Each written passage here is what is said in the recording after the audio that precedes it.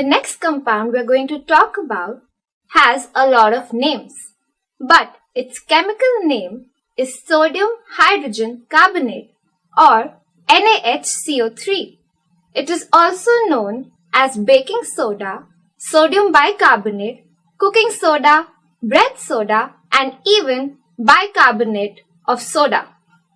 Now, this can be prepared using Solvay's process.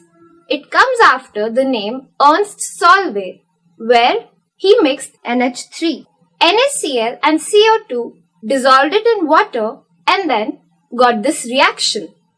You may all know that baking soda is a staple in the kitchen, and that is because of its many uses. When you have a lot of spicy food or coffee which are acidic in nature and cause acidity, you take antacids to resolve it.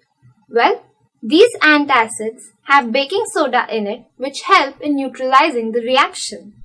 Though this baking soda is a mild non-corrosive base, it is used to regulate the pH, and when mixed with acids and bases, it gives a neutralizing effect. If your skin is not too soft, you can even use baking soda as a deodorant, and you can even polish your teeth with baking soda to make your teeth whiter.